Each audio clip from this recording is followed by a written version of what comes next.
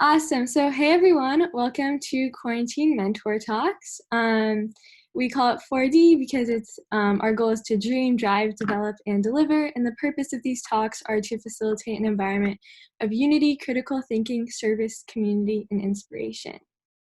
If you guys have any questions or suggestions or any mentors that you guys would like to see, go ahead and take this information here, and if you'd like to come to future talks, you can message me to join the Skype group. Just some guidelines. We'd love it if you all come on camera, and please make sure to stay muted unless you're asking a question. And when it comes time to ask questions, please raise your hand and wait from there. All right, so this is our 17th mentor talk. We are lucky to have Holiday Reinhorn and Rainn Wilson. Holiday is an author, and she has a compilation of short stories called Big Cats. And Rainn is an actor and a producer, and he is known in many roles. And they both co-founded a nonprofit called Lead to Haiti, which I think will be super interesting to hear more about their journey through that. So yeah, without further ado, I think they can take it from here. But thank you guys all for coming. Thank you so much. Yeah, thanks. Thanks, Jada, for having us. Hello, everyone.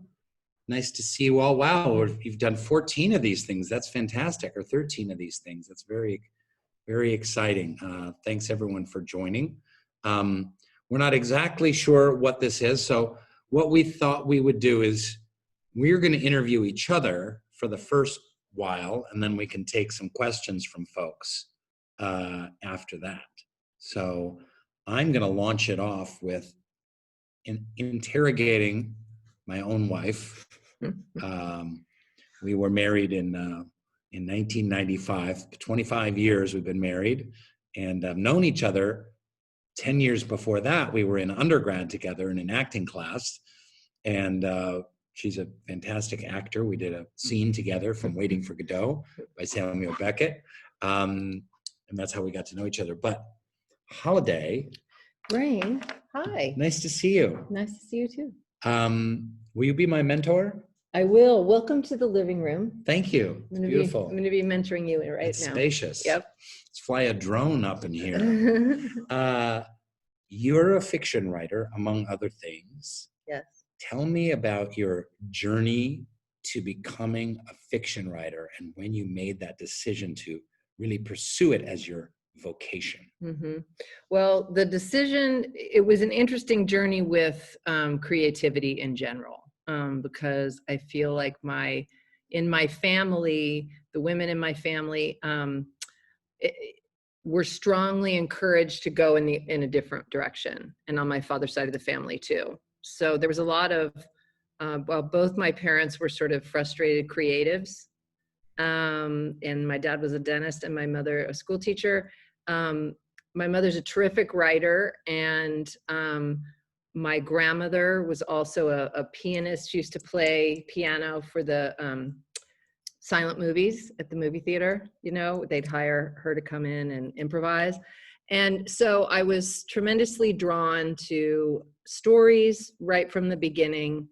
Sort of always loved the very same things, and it's, you know, writing and animals and nature and spirituality and acting and storytelling. So I wrote stories, little stories. I found them, you know, really early on, and I was encouraged to follow it, but then sort of, but that'll always be fun to do on the side, right? So in high school, my high school was very academic and did not have an arts program. So I sort of sought out art however I could, and that was doing speech and interp. So I was on the speech team, and I would write all my speeches, and there was a category called dramatic interpretation where you'd act out all the characters. And that's how I kind of started to see myself more as an actor as well as a writer. So I went off to college and thought I was going to be a broadcast journalist and an investigative reporter, because I was the editor of my high school newspaper. But I got fired because I embellished the details. And they said, creative writing would be better for you. we think, than journalism. But I went ahead and did that, and then worked at a radio station for a year, and met a lot of people who were actors on the side. And that got me thinking that maybe I wanted to get a theater degree. So I went up to University of Washington, which is where I met Rainn, in an acting class. So how did you Yeah. get from acting Yeah. To fiction writing? Yeah, so it's a windy journey. So you see, I was taking fiction classes all along as I was taking theater, but I was having a hard time with writing, and it was easier for me to be an actor. I was struggling as a writer at that point, and decided to just go into theater full on. So I started studying theater, and then decided I was going to move to New York City, and which I eventually did. And I found it very hard to get auditions. And so I just started to write my own. I wrote my own monologues, and I wrote my own little theater pieces, and joined these off Broadway theater companies. And we would write our own stuff and direct other people's and put on a show. And in that way, I found my voice as a writer, and I started to think, wow, and maybe this is what I want to do, and I'll go to school as a playwright. So I started working in that direction. And then a friend said, why don't you join this writing group? It's a ragtag group of performance artists and various other types of actors doing writing as well. And so I did, and out of that came a short story. It just kind of blurted out. And then some other ones did. And I decided I'm going to go get an MFA. I'm going to go get a master's. So I applied to creative writing programs. And then that. But what made you know that you wanted to become a writer at that point? Yeah. So you're acting, and then you're just kind of writing some monologues. That's a big twist from saying, I want to write some monologues while studying theater, to I'm going to pursue being a professional short story writer. I just couldn't, as an actor, I felt very frustrated because I couldn't get cast in every role that I wanted to do, frankly. And a lot of roles interested me that were male. It was harder for women. It was all about how you looked in commercial kind of theater. And I went in for auditions, and I just felt limited. And when I started writing fiction, I thought I can be anything I want at all times, and I can control the weather, and I can control everything. And Gustave Flaubert has a great quote where he says, to be a writer is to be like God in the universe. You're present everywhere and visible nowhere. And I always just loved that. Write that down, kiddies. Write that down. But I couldn't do anything else. Once I did it, I just couldn't do anything else. And anything else just made me miserable. So. And where did you end up going to school, Holiday? So I applied to creative writing programs. I applied to like 8 different master's programs at Columbia and Iowa and Irvine in California, NYU. And I got, and Sarah Lawrence, and I got into all of the programs that I applied to, but many of them did not give me the funding that allowed me to just do nothing else but write. And that was my dream, is to not have to work 9 different jobs, waiting tables and filing things and running around moonlighting in order to write. So I would have just full on 2 years just to write. So that's what I did. And out of that program came my collection of short stories that Jada mentioned at the beginning.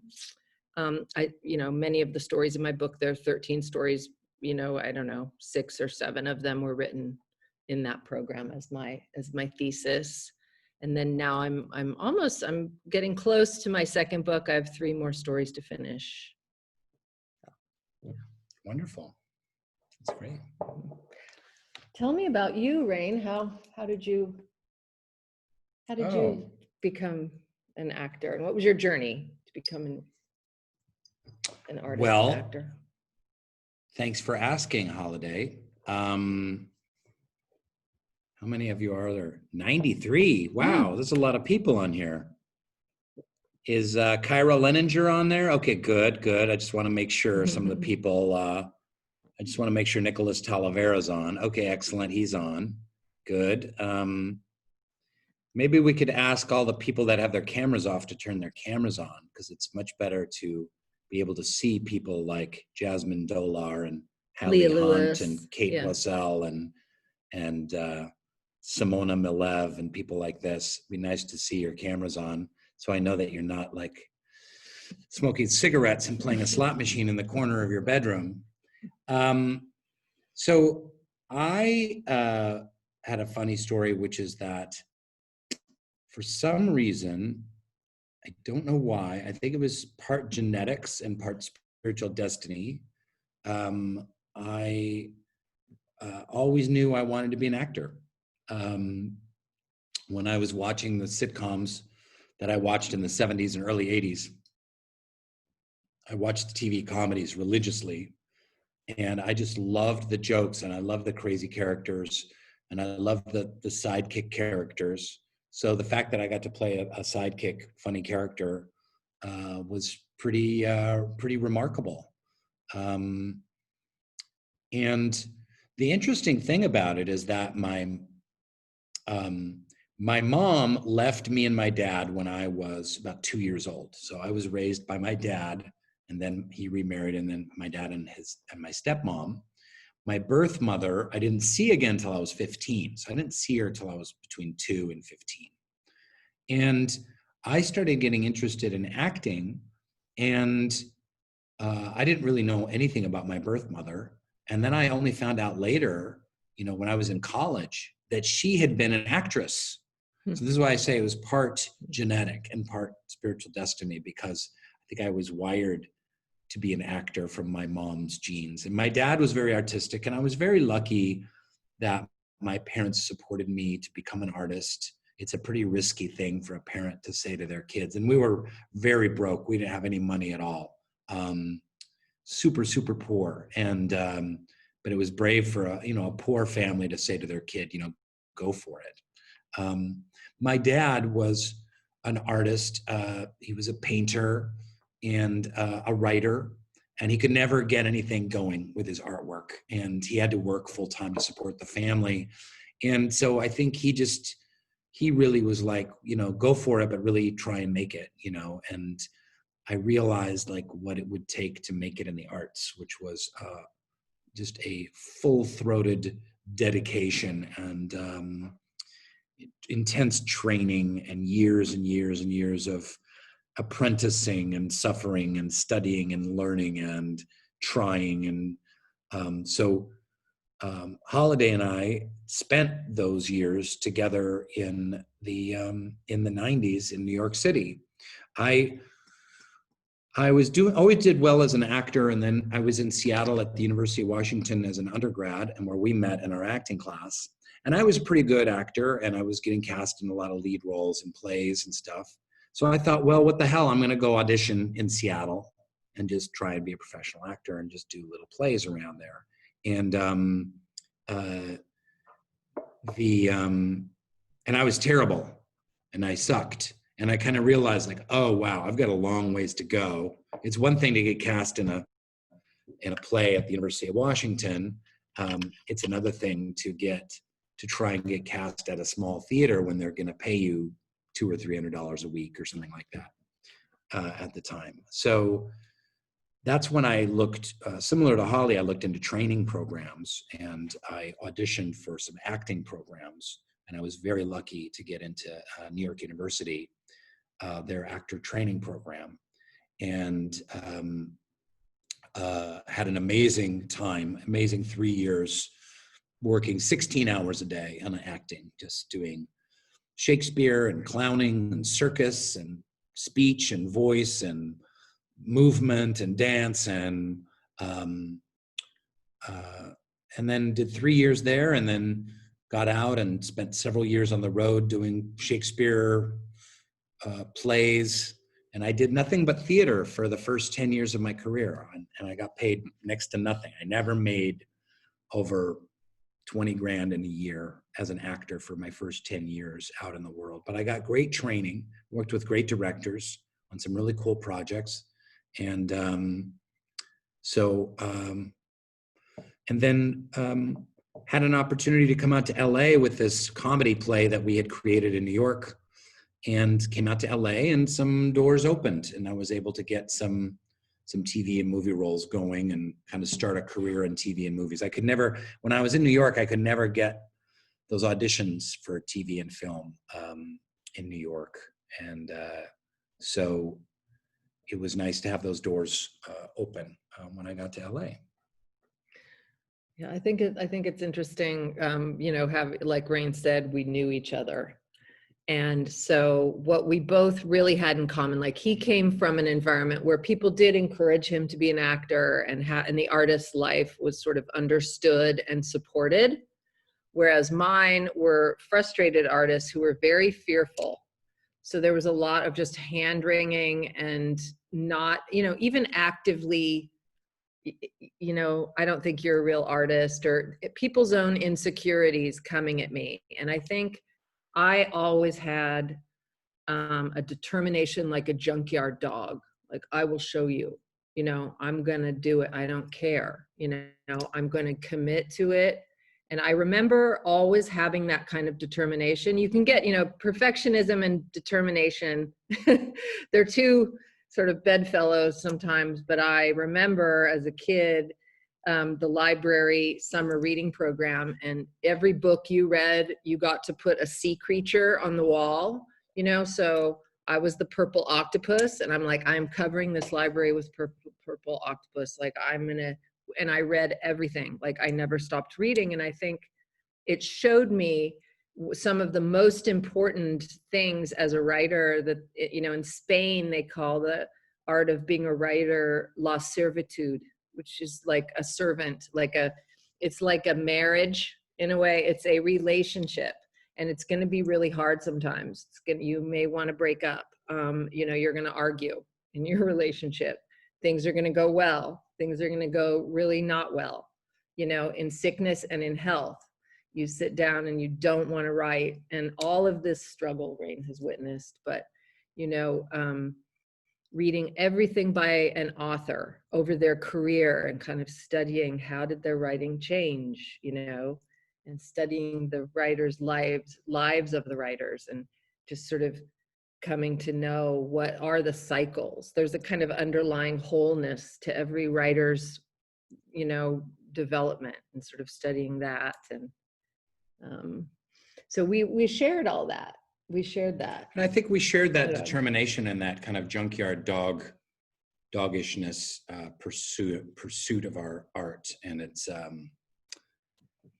always a couple more things to say. It's always tricky to go like, our dog. If you heard that, our dog just groaned. So loud.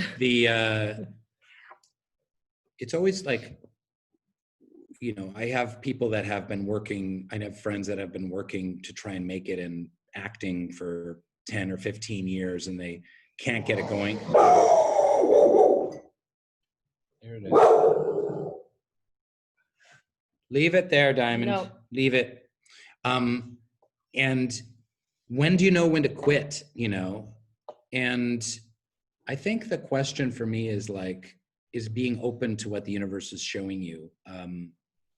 I would often think about quitting acting, or not necessarily quitting acting, but moving out of New York or LA just to a small town like Portland or Minneapolis or Seattle or something like that, and starting a theater company and just maybe teaching some acting and stuff like that. And we talked about that many times over the years. And but then I would always just get one other thing that would open a door. I just get one better job or one other job or one opportunity more, and kind of go with, attune yourself with the flow of the universe. Sorry to sound all mystical, but are the winds of the universe, pushing you forward in what it is that you love and what it is you want to do. I think so. That's, if those doors hadn't have been opened, I would have left. I would have moved to Portland and started a little theater company and maybe taught some acting in a little studio and gotten a job working at Starbucks. And that would have been my life. And I think I would have been happy in a lot of ways doing that. But I wanted to just say one other thing, which was going back on my actor's journey. And I like to tell this story to kids. I moved from Seattle. I grew up in Seattle. I moved from Seattle to Chicago, and the school in Chicago had a really great acting program. And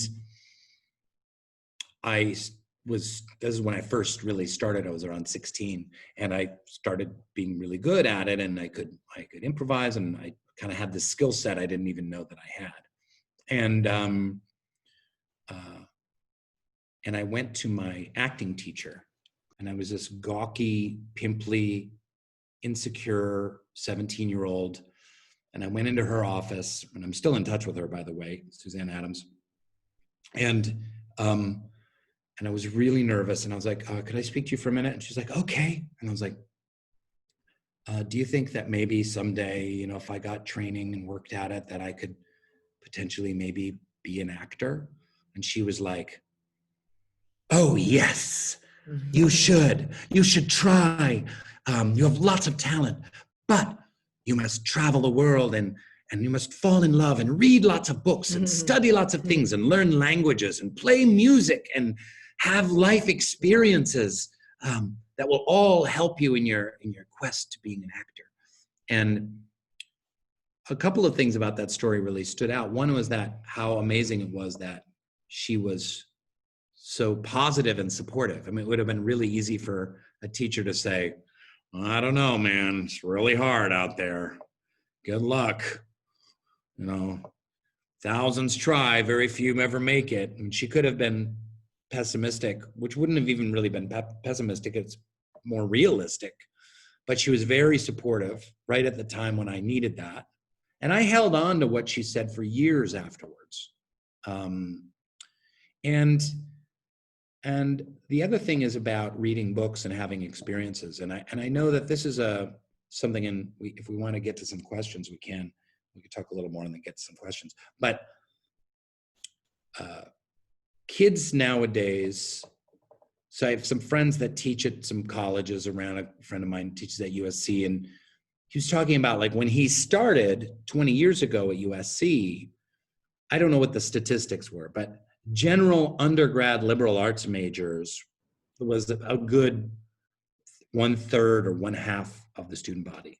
And now that's dwindled down to like 10%, because there's all this pressure with young people these days. And we all know, and I want to acknowledge how difficult the mental health crisis is with young people these days. The anxiety and depression and loneliness are through the roof, off the charts for young people, suicidal ideation, and very, very difficult times. A lot of pressure. Young people are in so much pressure. And the thing that I tell young people, maybe not necessarily as young as you, but a little older, like college kids, is like, you don't have to have it all figured out. And kids kind of feel like they need to kind of like, I need to take these AP classes so I get into Stanford, so I do these extracurriculars. And Jada started the mentor program, which has had over 8,000 attendees, and that will get her into, Vassar or wherever she wants to go. And then they're on track. And then when you're at the school, you have to take these classes, and then you have to have these internships during the summer. You have to have this kind of grade point average so you can get this apprenticeship afterwards, and this kind of master's program or MBA, and in order to achieve this. And what is it? What are we chasing? What are you chasing? Are you chasing security? Security is impossible. Like, are you chasing happiness? Because that's not happiness. You're not going to get happiness. Are you chasing a certain kind of financial, like, stability?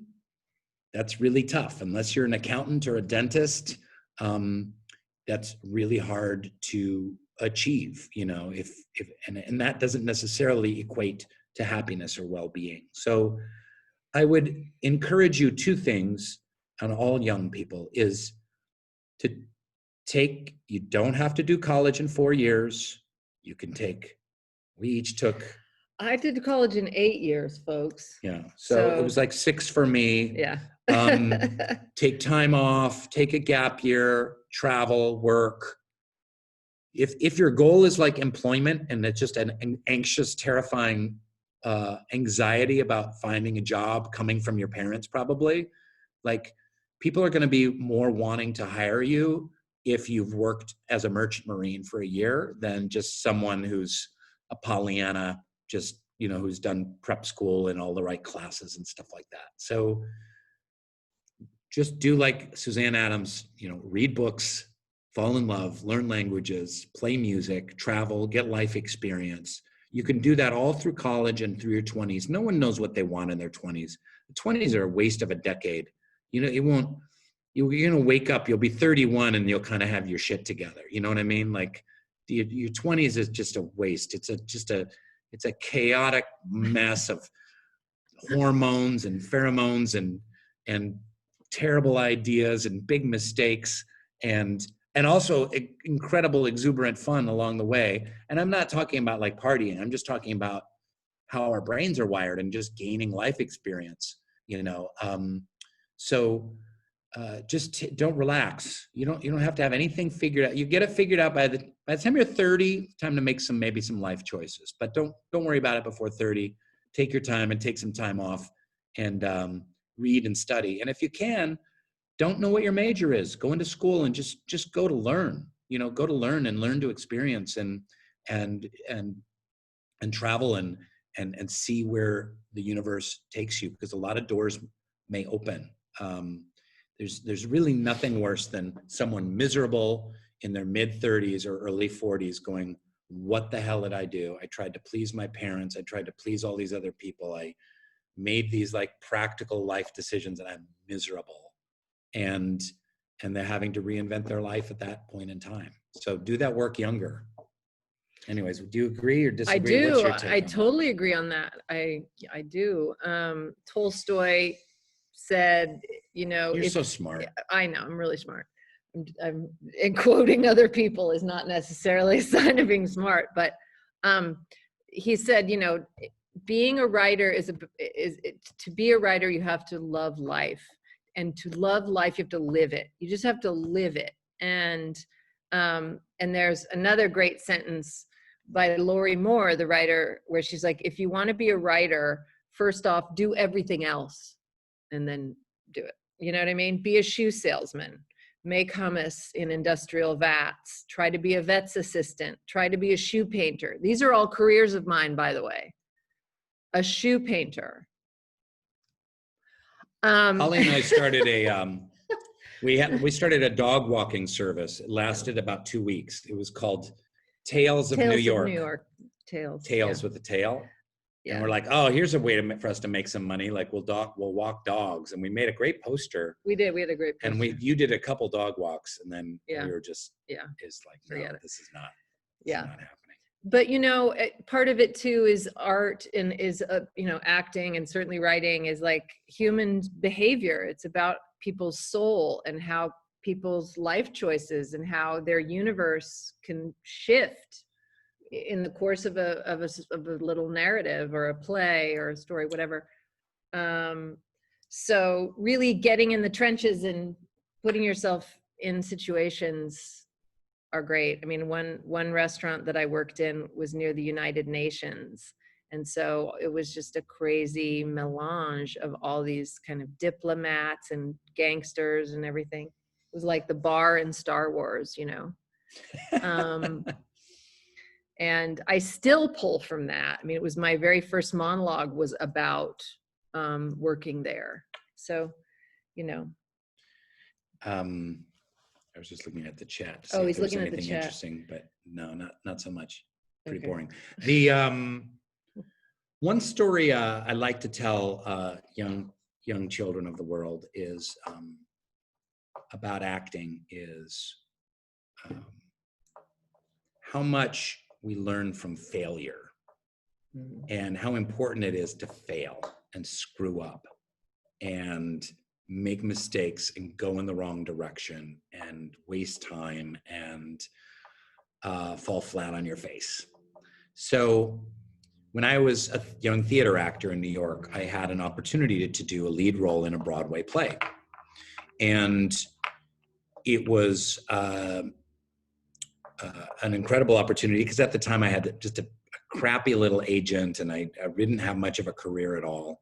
So this was huge for me. And it put a lot of pressure on me. So in rehearsing the play and in doing the play, I sucked. I was terrible. I was terrible in the play. I got bad reviews. People did not like me. I didn't like me in it. I was tense. I was uptight. I didn't have my natural gifts as an actor brought to bear. And when that play closed, and it was torture, it was hell. I mean, there's nothing worse than being in a Broadway play in that you suck, and you have to do it for 4 months. This was like a 4-month, 5-month run. 8 nights a week, I had to show up and go do my terrible performance in which I had gotten bad reviews. And of course, it improved over time. It got a little bit better, but it was still pretty bad. Holly was in graduate school at the time. I would call her on the phone at 1 a.m. crying. Like, I was just really distraught. It was awful. It was torture. And when that play closed, I kind of, having gone through that, I vowed, like, I'm never going to do that again. I'm never going to, like, do a play, allow a project to have such pressure on me that it takes me away from who I am as an actor. I need to be myself as an actor. I need to bring myself as an actor. I don't want to be an actor for someone else or someone else's idea of what an actor is or what an actor should be doing or how they should be doing it. And so I really just, like, I'm naturally quirky. I'm naturally weird. I buy my clothes at thrift stores. I'm a scrapper. I have a weird sense of humor, and I like doing weird physical comedy, and this is who I am, and that's who I want to be as a performer. And then after that, I got a better agent, and some things started opening up, and then some other things, and then I went to LA and started acting more and more, and as it turns out, my natural quirkiness and humor and whatnot are what started getting me roles. And I'm convinced that I would never have gotten the role of Dwight on The Office had I not bombed in this Broadway play. If I had just done, like, okay, I might have just stayed on that track of doing that certain kind of New York theater in that certain kind of way. But because I went through that, humiliating too, like, I was not good at bad reviews. You could still Google them up there. But I never would have been Dwight had I not gone through that terrible, terrifying and horrific failure. So you never know, like, when a failure is actually a door opening. You never know when something, like, really horrific happening is a pathway to something new and fantastic. Someone once used the analogy, and this is a little gross, I'm sorry to do it, but I thought it was pretty great. It's like if you went into the hospital room when a woman was giving birth and you didn't know anything about human birth, you would be like, screams and there's blood and it's gross and Scary. There's writhing and people are running around and it's scary, and you'd think, oh my God, this is a death. This is a horrible, horrible situation. But in actuality, it's beautiful. In actuality, it's a new life and it's a birth, and there is some blood and pain involved in a new birth and in a rebirth. So just have to know that about failure and pain and struggle and difficulty. Mm-hmm. There's a lot of that. Have you had failure, struggle, pain, and Yes. difficulty in your I have. pursuit? Yeah. My very first, really, what this might have been, a really turning point for me, that I wouldn't be here now, certainly, was at University of Washington when I went back to college, as I mentioned, and I was taking theater classes, but I also took a fiction class with a National Book Award, Pulitzer Prize winning author. And he was a really terrific teacher, Charles Johnson, amazing teacher. He wrote a lot of television scripts too. So he'd go down to LA while he was teaching, and he was a terrific teacher, wonderful man, incredible. But our job was, in addition to all the writing that we did, I took his beginning class and I did really well. And then I took his intermediate, and then I took his advanced class. And in advanced class, you had to come up with an outline each week of a short story. And it was really an important thing. Like, I wouldn't teach this way, but he kind of did me a favor. But everyone had to write an outline of a short story, beginning to end, scene to scene.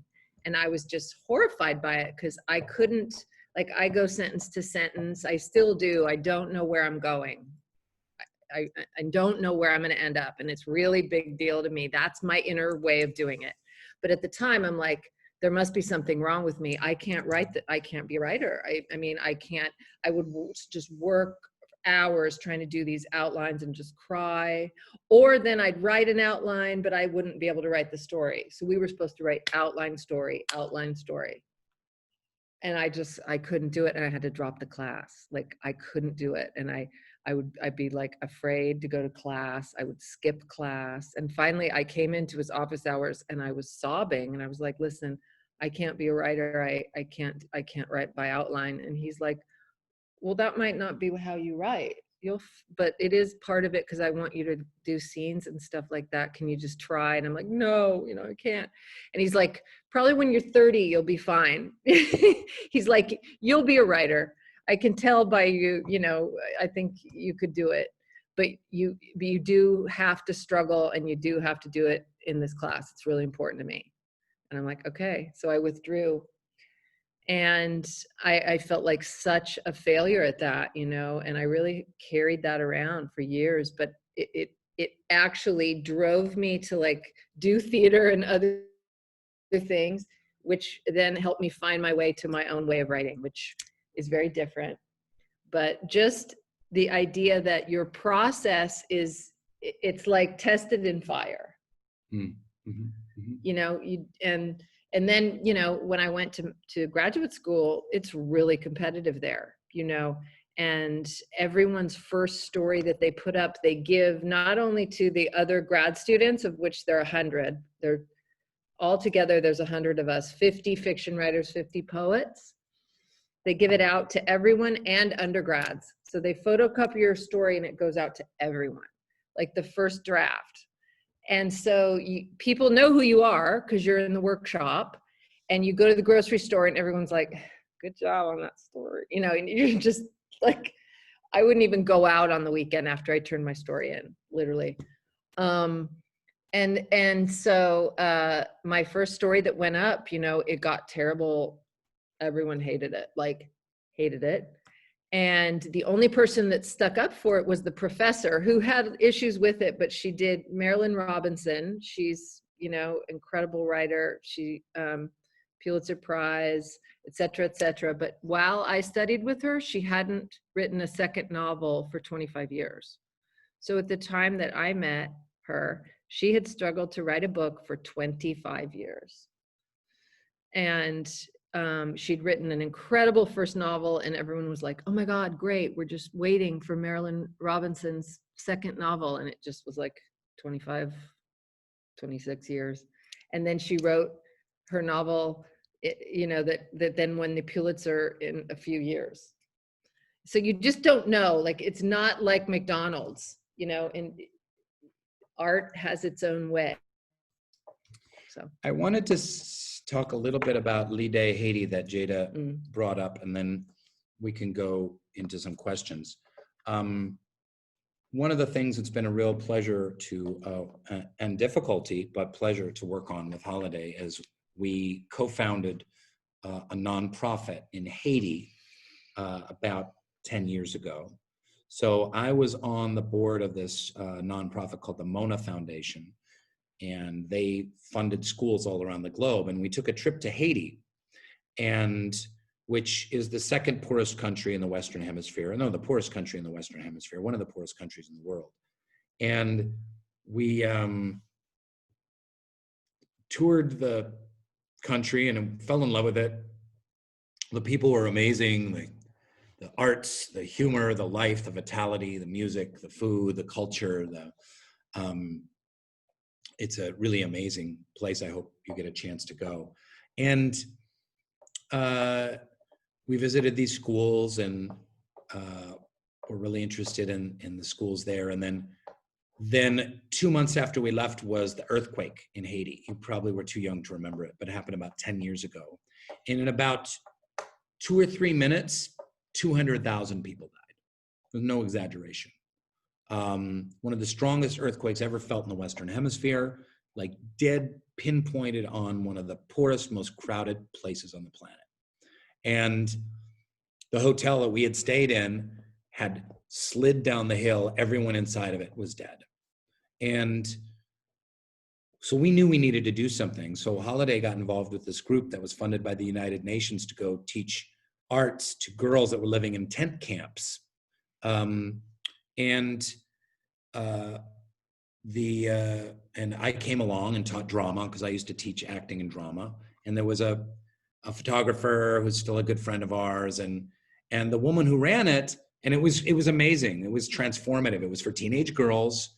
There were about 40 of them, and in the 10 days, 2 weeks time, it really they transformed from being shy and self-conscious to being proud and having strong voices and making beautiful art, poetry, singing, playing theater games.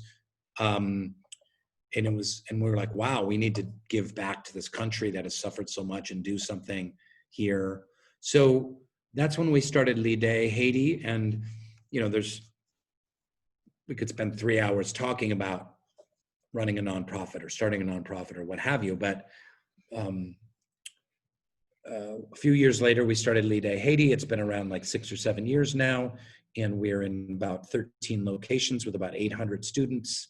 And we do arts and literacy, and we do scholarships, and we do tutoring, and we have a mobile computer lab, and we do help them with job apprenticeships.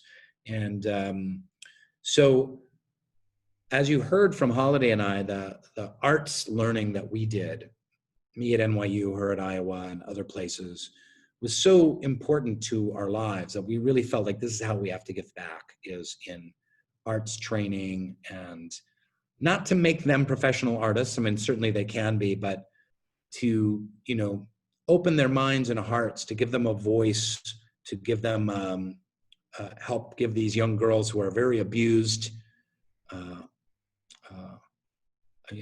leg up, some self-confidence, a voice. And it's been very successful. It's been very challenging, very difficult, but very successful. And so if any of you guys are looking for a nonprofit that you want to have a little fundraiser, like, we're going to sell cookies by the side of the road at what's it called? Lake what? Oh, Lake Oswego. Lake Yes. Oswego. I grew up in Portland too, folks. Lincoln High School. Lincoln High School. Yeah. Yeah. Go Cardinals. By the way, my friend from high school teaches high school at Shorecrest in Seattle, and he teaches history. And today I put on a wig and a hat, and I pretended to be Dr. Goran Thistlethorpe, specialist in history. And he interviewed me, and I was talking about immigration patterns from Scandinavians to the Pacific Northwest at the turn of the century. And then I revealed myself to be the guy who played Dwight. That was pretty fun. But so that's a little bit about L'Idée. It's about giving back. I also want to say one more thing. And I think about L'Idée, and one thing that we have really seen to be true. And one thing in the United States, and I would say Western Europe generally, because I've also taught creative writing. I've taught creative writing all over the place, but in Western Europe too. We have this attitude about the arts, that they're kind of, art is for artists. And if you're good and you're published and you're, that's what being an artist is. And so art at the university level is more like an elective. Like, it's fun. We, it's a way to fill out our resume. It's, and arts education is just absolutely vital. They've been cutting it all across the nation. Like, when budget gets tight, it's the first to go. And, our country really doesn't like funding the arts, but we have seen this in reality. Like, these are girls who have lost everything in a muddy 20 by 20 tarp tent, who have no community, come together, and through the arts heal. It heals trauma. It allows for a kind of self-empowerment and resiliency and creative problem solving and hope creation. It builds community too, between the girls, among the girls. Absolutely. So their families. So it's not like we went down, hey, it'd be fun. Here's a country that doesn't have infrastructure. Arts are going to be fun. It's actually really vital. And one of the things that we did was we had to be invited to the communities where we work. We didn't decide like, hey, you guys would do great with the arts. We were actually invited specifically to provide that, because Haiti has an incredible tradition of art, painting, and its legacy is incredible. So, that's been a real joy to see arts working at that level, and what the kind of transformation that it brings. So, yeah. Well, we've been talking for about 42 That's a lot of talking. minutes. Yeah. Maybe we can leave another 20 minutes for some questions and whatnot. There's a lot, we do a lot more than this, but what kind of questions that are, I guess I'm interested in hearing the questions, not so much about what was it like being on The Office, what's Steve Carell like, but more like questions of like, you guys as young adults taking on the world, the issues, like, what are your questions that will, help you in this next period of transition during this very difficult, tumultuous time in the world? So I'm open to questions, and I especially want to hear from Robbie Trigstad. So if Robbie's got a question, I'd love to hear from him. Maybe we can quickly address just a few of the questions in chat, because some people wanted to come back to the recording. So Hallie, who is an aspiring actor, asked, how do you consistently maintain that positive mindset and overcome personal obstacles that you mentioned? How do you know if something is worth the pursuit? Do you want to go? No, you go, because as an actor, because you're saying he's an aspiring actor. Well, I don't have a positive mindset.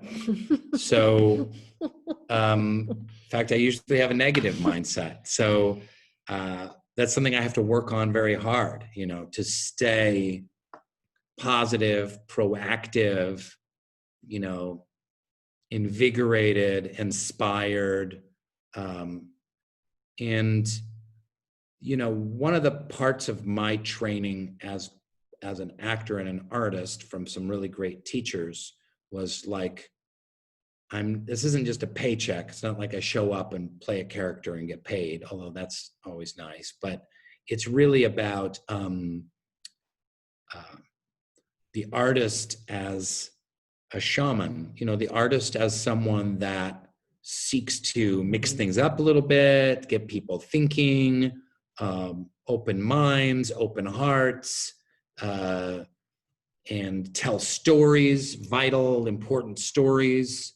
So you have to keep your focus on that, on your kind of, why are you in this from the get-go, in order to kind of have that positive mindset. And, how do you know what to take? Like, what jobs to take or what direction to take? Like, you don't, but you make a lot of bad choices, and then eventually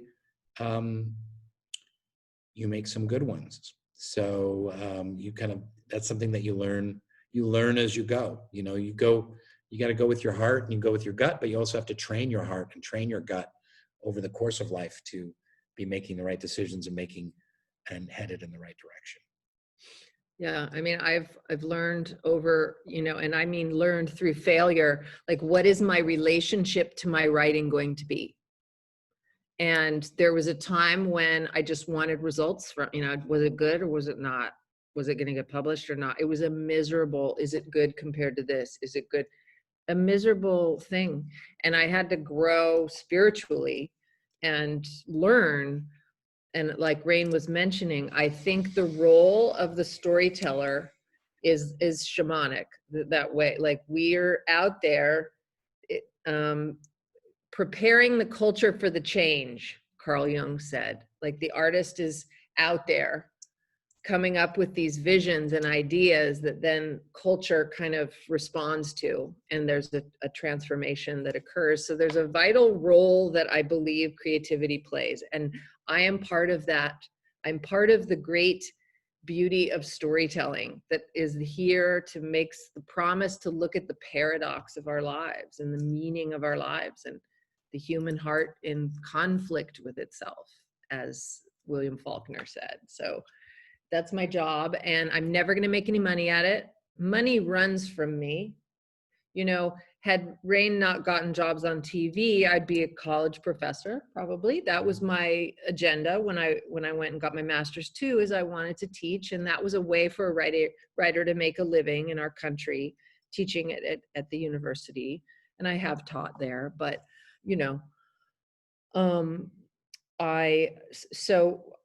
I love getting to figure out what's going to happen on the page. Mm-hmm. That's just what I do. And sometimes it goes quickly and sometimes it goes slowly.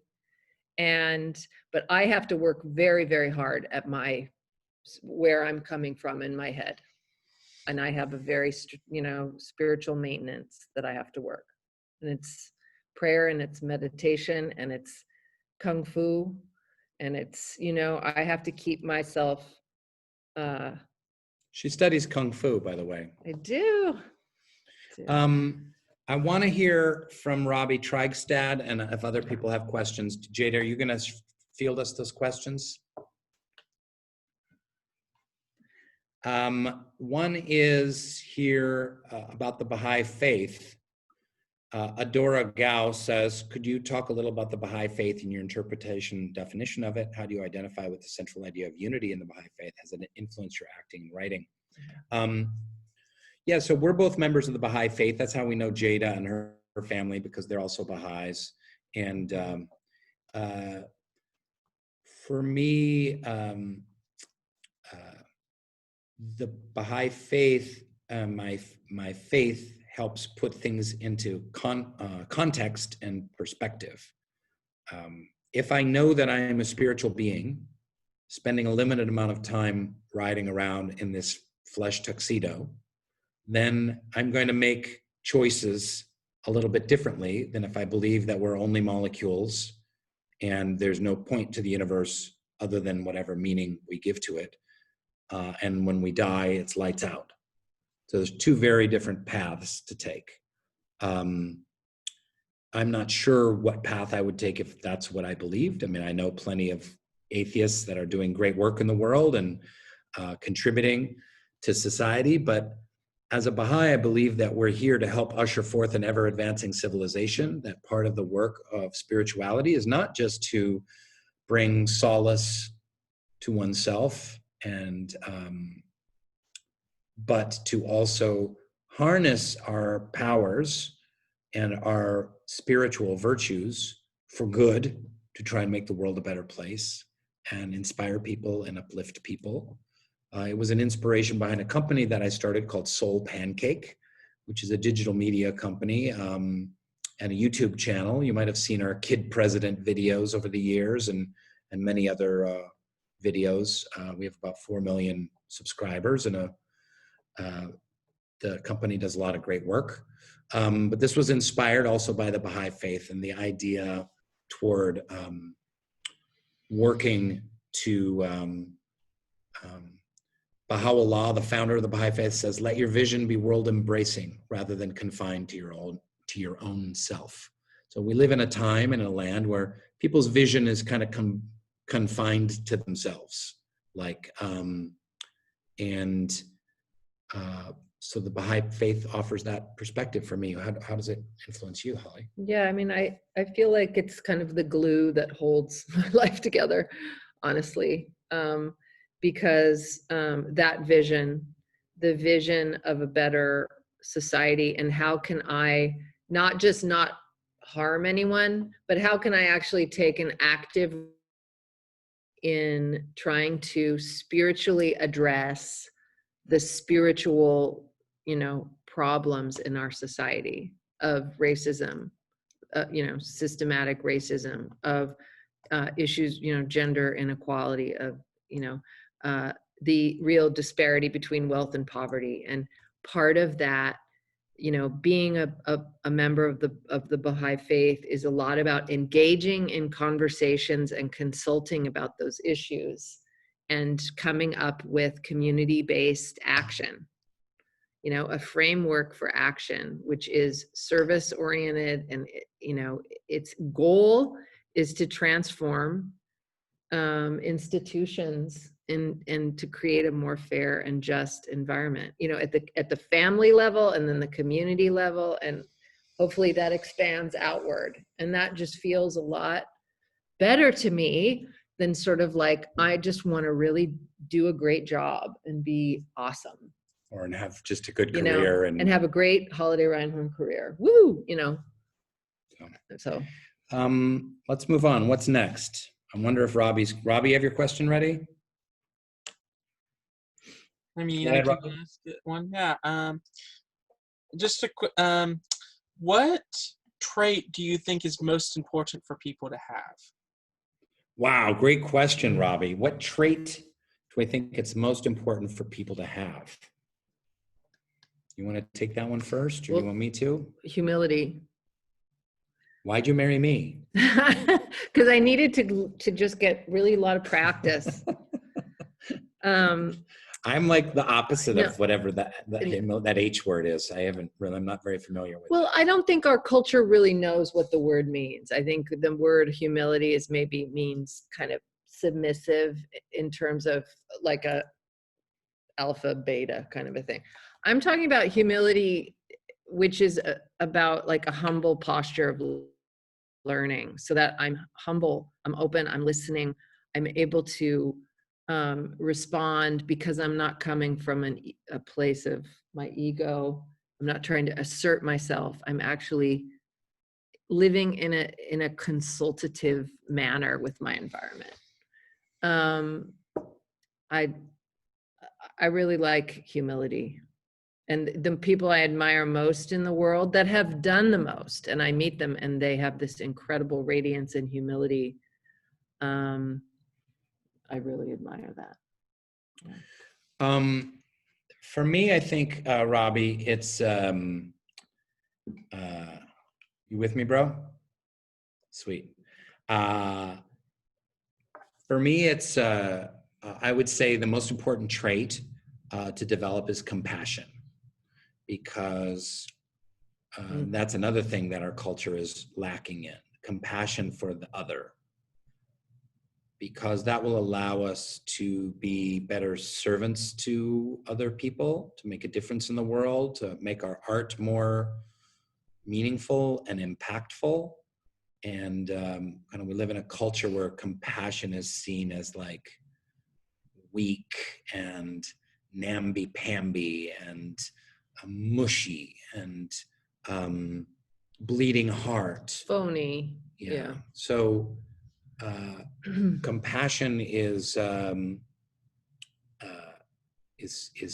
key. Compassion, especially for those that may not be as privileged as you.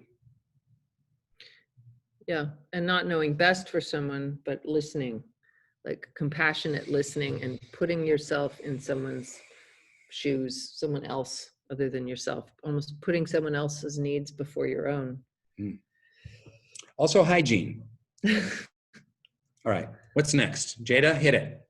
Okay, let's go through the list of people who have their hands raised. So Connor, go for it.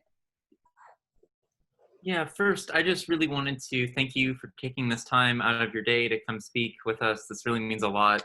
And personally, I love that you kind of took the focus on the philosophy of life and looking at how we should grow and develop as youth. It's been really impactful for all of us. My question is, we live in a broken world, as I think you guys have addressed, and it's a hard world, and life is hard. And so my questions, and I know you have alluded to this, what are one or two things that always keep you going when you're at that desperate level? And like I said, I know you've mentioned kind of like looking forward into the future, but I'm wondering if there are some other ones too, because sometimes that future looks farther off each and every day. And so if you could talk about one or two things that keep you going when it is hardest for you to do that. And then what is like one or two ways that you think are the greatest ways that we can make an impact on our community and the world around us? Thank you again. I'm going to give that to you first. What keeps you going? I don't know. I don't know. You have to figure that out. You have to find that for yourself. It's okay to not feel like keeping going. I think maybe that's one thing, is to just really honor when you don't feel like going and you just feel depressed and stuck and uninspired. And the wrong thing to do in those circumstances is to muscle your way through it and self-will your way through it. So you have to just be really real with what you're feeling. And then usually they'll transform. I guess I do have an answer. There's my answer, Connor. I did have something to say. What was your second question again? Now it just slipped out of my mind. What do you think is the biggest or best way for us to impact our community and the world around us, and to hopefully make it a little less broken? I forget the guy's name. He's a reverend, and he works with Oprah a lot, and he was on Oprah's show a lot, and she quotes him a lot. And he said, don't ask what the world needs. Ask what makes you come alive, and do that thing. Because what the world needs are people who have come alive. So don't ask what the world needs. Ask what makes you come alive. And because what the world needs is people who have come alive. So what does that mean? It can mean like you could be a beekeeper. And if you just love it and it makes you come alive, you can potentially transform hundreds of acres with your bees and teach other people about bees and do videos about bees and help our ecosystem because of bees, because you love bees. And if you had said like, well, I don't know about this, I think I need to be a pediatrician or something like that, then you might not have had as big an effect. There's people who are the big change agents in the world and the big change makers in the world are doing something that they're really passionate about, because it'll be your fuel, even if it's something little and weird, and even if it's something your parents don't approve of. Yeah, I think too is that idea of, if there's something that really you would like to transform in your community and in the world, like you just notice it all the time, it's in your heart, to really gather around that too, and start to just go and follow it, because the world needs, like Rainn was saying, and this reverend, it needs those kinds of listeners and investigators that will follow their bliss and what they believe in, and just make that happen. And I mainly, for me, what keeps me going is writing, and what keeps me going is the idea that if I'm struggling and sad and upset, that I write whatever needs to come out. Like I write, and through that act, I am transformed. And also saying 10 things I'm grateful for out loud, not just like in your head, but like out loud, 10 things that you are grateful for. And after you say each one, meditate on all the aspects of why you're grateful. Because I think there's a lot of just spouting, I'm grateful for my family, my house, and my plants, and blah, blah, blah.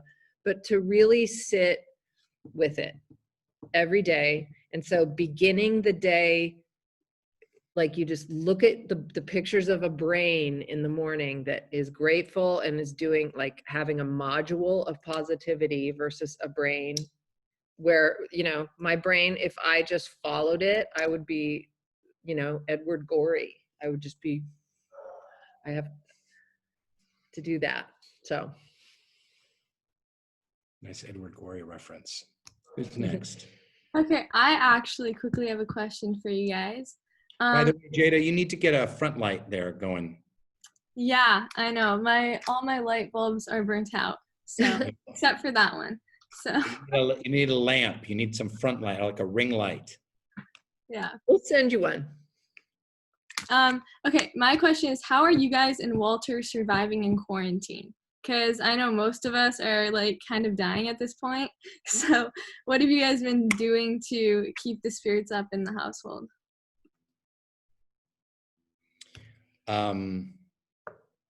That's a good question. Yeah, it is. Well, one of the great things is there's one sport that's allowed in the state of California, cross country. And Walter's on the cross country team. So he goes off every day and goes running. And I think that really helps him because he's sitting in front of screens all day long. And then to go run 6 miles at the end of the day and on the weekends is really helpful for his spirits. And I think has helped him a great deal. I absolutely agree. I agree. And I ride my horses, which is just a physical thing because if I'm in front of the screens. And we do, at the end of the day, like to swim. Yeah, we're lucky we have a swimming pool. We're in Southern California. So we'll do that. And then we'll watch some screens. We watch a movie at night. We've watched a lot of good documentaries as a family. That's for sure. Yeah. We're really lucky. Okay. So, cause we're well off, cause I was on a TV show, we have a big house and we're one of the really fortunate ones. So we're just super #blessed. And we just have to remember that every day. Cause a lot of people are struggling out there. A lot of jobs have been lost. Yeah. There's a lot of people hurting, a lot of people sick. There's a lot of unrest out there. There's a lot of social injustice out there. And people are in a lot of pain. So we have to just always be remembering how lucky we are. So there's gratitude for what we have. Yeah. And a lot of, you know, part of the Baha'i faith is it's really more of a verb than like a noun. So there are some activities that are kind of the core activities of a Baha'i life, and that would be devotional gatherings.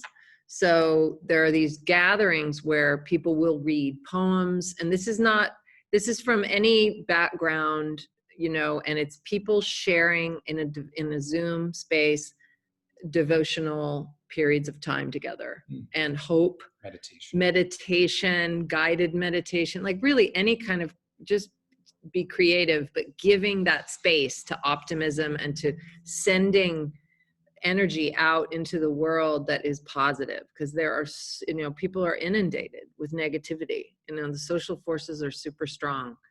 And you know, part of the Baha'i activities are young people getting together on Zoom and looking at ways to be of service that way. So that's also been really useful. Like Walter, it's become you know, a study group, it's a devotional space, it's a planning to do service. So it functions to kind of hold up some positive aspects to all this relentless quarantine. Yeah. Were there other questions you saw in the chat? I don't have my glasses, so a lot of raised hands. Maybe we'll do like 2 more and then call it a day. All right, so let's see. Grace, go for it. Hi, I'm Grace. I'm from Rhode Island. I just want to say thank you so much for coming to speak. It's been really wonderful so far. my question was, so what have you like used to, I guess, know that you personally fulfilled your life, or what do you know, how do you know that you've lived your life to the fullest? And what would you say to others if they were looking for something to know that like what they're doing is right in their life? Hmm. Well, these are great questions, everyone. One thing that I do love is being able to talk to someone from Rhode Island right now in the afternoon, which is great. But for me, it's just like the journey is the destination. So I'm not thinking that I ever arrived, and I think just artistically, I'm sort of discontented all the time. So I'm always, and so to me, it's continuing to strive. That continued striving, wholehearted striving will allow me to thrive, I guess. I think I agree with that, and just going hand in hand with that, I think for me, one thing I try and do is always challenge myself. So I never feel settled. Like a few years back, I got offered a play that was a one-person play where I was the only person on stage and spoke for 80 minutes. Really difficult text. And I was like, okay, I'm going to do this because it scares the hell out of me. And I recently went and did the Bear Grylls show, Running Wild, Yeah. and I got strapped to the bottom of a helicopter. And I'm terrified of helicopters. So, and I ate the eye out of a fish. Okay. Excuse me. Sorry. Sorry. But in what I do, I try and scare myself and push myself beyond my limits. Because here's one thing, because someone in the chat had said, like, what advice would you give to your teenage self? And people often ask me that. And that is we set a lot of limitations on ourselves on what we think we can do. I know for Holiday and I both, when we were younger, we had like a view that our lives would kind of fit in this circle. I thought I would be like an actor at a regional theater company, like Portland Stage or Seattle Rep, and do some roles and maybe do some voiceovers and teach some acting. And my life was really small. Not that there's anything wrong with that life, but as I've grown, I've realized like, oh, I have a bigger capacity than I thought. So we're in a process of building our own capacity. My capacity, I thought, is quite limited. And then I thought, oh, I can write. Oh, I'm going to add that. Oh, you know what? I can direct. I'm going to add that. Oh, I can produce. I'm going to add that. Oh, I can help run a nonprofit. I'm going to add that. Like, oh, I'm going to do music. And I'm going to add that. And then it's like, I'm going to start a company, with some friends, and we're going to start a media company. And then I added that. And like, I'm not saying this to brag, but just like the circle of where my life is now compared to when I was in my early 20s, let's say, is so much broader. And I had no idea I had this much potential inside of me or capacity inside of me. So probably, unless you're a kind of a narcissist and you think you're like the greatest thing in the world and you're actually would make a decent, like, insurance adjuster, and that would be it. Unless you're like that, like probably everyone on this Zoom call has a much greater potentiality than they consider. They often limit themselves, and people around them also limit them. Like maybe your people at school make fun of you or whatever and limit you in some way, or your parents kind of limit you in a certain way, or they can be little statements, tiny little comments that shame you and reduce you. So I think that's really important. All right. Henry, go for it. So I just wanted to ask about, for you, Rainn, in particular, how the separation of like role and then who you are as a person works. Like, you do all these interesting things. You're religious, you run a nonprofit, but I would imagine that a lot of your interactions with people are like, hey, can you say this Dwight quote that I like? So I know that I know that might hurt your feelings. Luckily, I know your feelings regenerate at twice the speed of the average man. Nice. How long did you work on that? I think that I just wanted to ask, you have sort of who you are and then the character, and how does the separation of those two things work for you personally?